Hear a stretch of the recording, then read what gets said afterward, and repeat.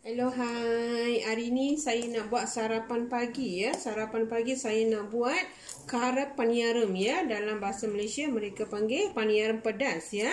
Okey, sekarang saya tunjuk step by step ya. Dalam ni ada 2 step, kita nak rendam, lepas tu kita nak kisar, lepas tu kita nak buat paniaram ya. Okey, yang ni kita buat secara tradisional ya. Kuih tradisional ya. Orang kata sarapan kita buat secara tradisional. Okey, saya ambil beras ya. Beras biasa saya ambil 1 cawan dalam ukuran ini ya. Saya semua ambil dalam ukuran cawan yang ni. Beras biasa saya ambil 1 cawan. Beras rebus saya ambil 1 cawan ya. Kalau siapa tak ada beras rebus, boleh ambilkan beras biasa kita masak nasi ya. Lepas tu biji ulunda sama saya ambil 1 cawan ya. Dah rendam selama 5 ataupun 6 jam ya. Sekarang dah siap, saya dah rendam selama 6 jam. Sekarang saya nak kisar.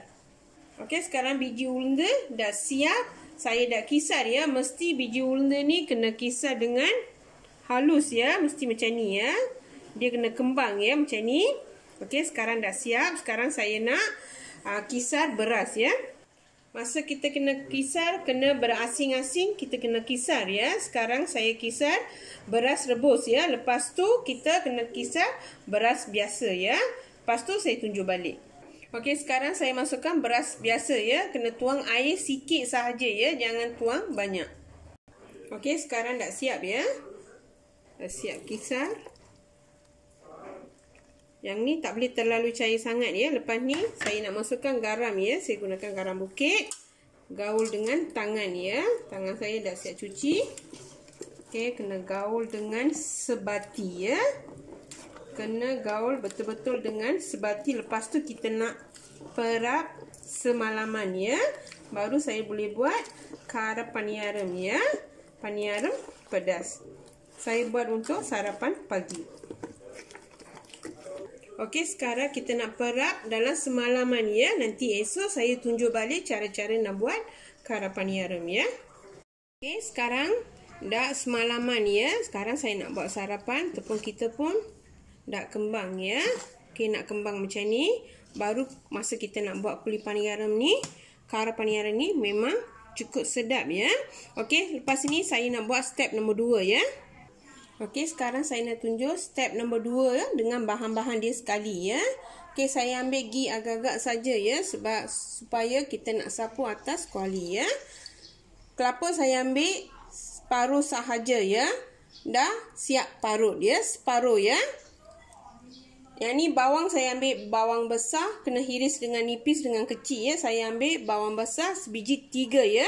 Sebab saya ambil ukuran 1 cawan ya. Saya ambil 3 biji bawang.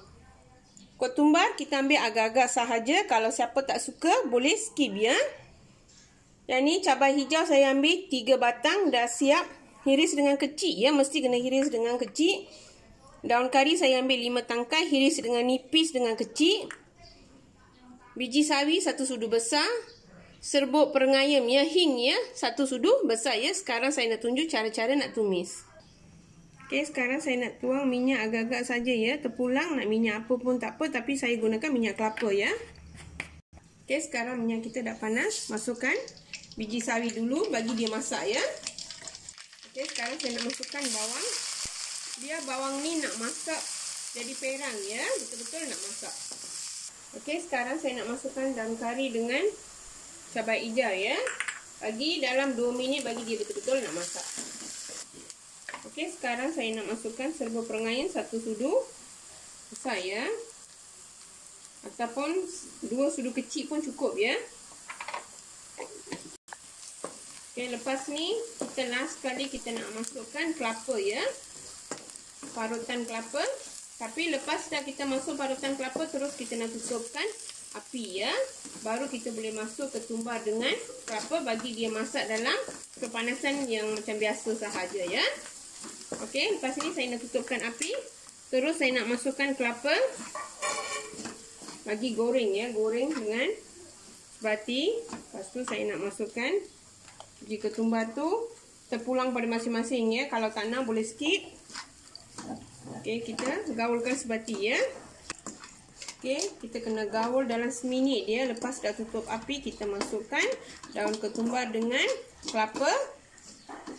Tunggu sampai seminit, kita gaul sahaja ya, bagi sebati. Lepas tu kita boleh masuk pada tepung.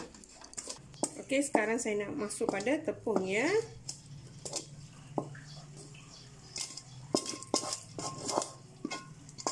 Okey, sekarang kita nak gaulkan sepati ya. Gaulkan sepati betul-betul, mesti kita kena gaulkan sepati. Yang ni periuk kuli paniaram ya. Kuli paniaram dia ada berlubang-lubang macam ni. Boleh beli dekat kedai Little India pun boleh dapat ya. Yang ni saya dah lama-lama dah beli dah. Saya memang simpan ya.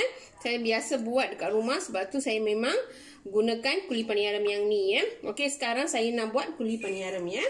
Okay, sekarang saya nak masukkan minyak ghee ya. Saya gunakan ghee. Kalau siapa tak suka ghee, boleh gunakan minyak biasa ya. Kalau gunakan ghee, dia aroma dia cukup bagus ya. Dengan masa kita makan pun memang sedap ya. Sebab tu saya masukkan ghee. Masuk sikit-sikit cukup ya. Ataupun kita sapu saja pun boleh. Okey, sapu dalam ini pun boleh ya. Okey, kita ambil macam ni, kita sapu sahaja supaya lagi senang ya. Tapi saya biasa dak tuang macam tu. Saya gunakan cara yang saya buat ya. Okey, sekarang kuali saya pun dak panas ya. Okey, tepung yang tadi saya buat ni saya transfer pada mangkuk kecil supaya senang kita masa kita nak tuang. Okey, kita bus sikit-sikit ya.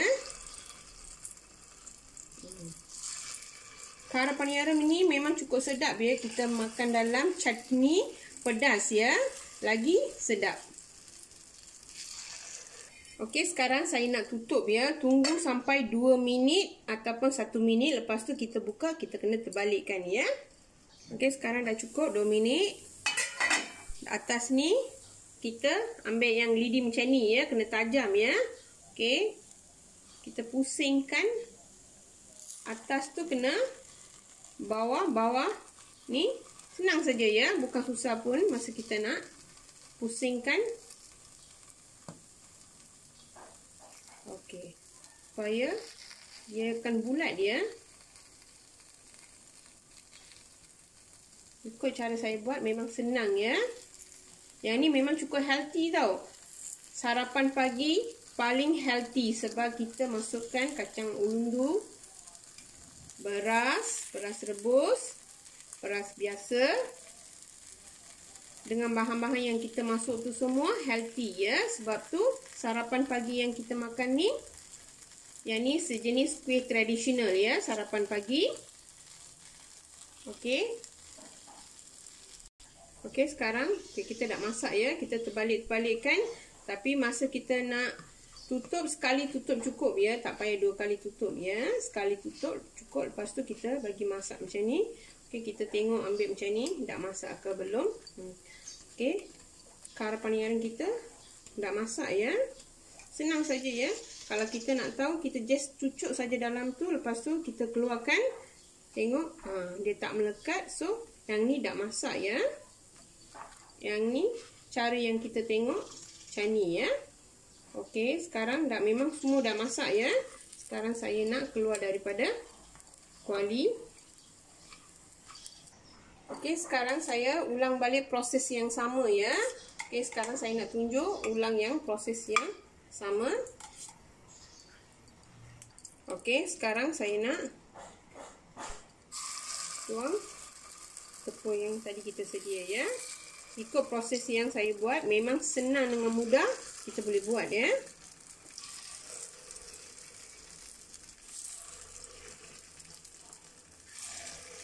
Okey, sekarang saya tutup, tunggu sampai 2 minit. Okey, sekarang kara paniaram kita memang dah siap, memang cukup sedap, dengan mudah boleh buat dia. Ikut step by step yang saya buat, cara-cara yang saya buat ya. Untuk ni saya ambil chutney, pudina chutney ya. Dengan combination untuk ni ya. Kalau nak kari pun boleh, dal pun boleh, terpulang pada masing-masing. Tapi untuk saya memang suka chutney pudina ya. Sebab tu saya buat chutney ini ya. Okey, sekarang boleh cuba dekat rumah ya. Kalau siapa yang belum cuba resipi yang saya ni, yang saya buat ni, memang cukup healthy dengan mudah ya. Masa kita nak makan pun sedap. Siapa yang belum cuba, boleh cuba dekat rumah ya. Selamat bercuba.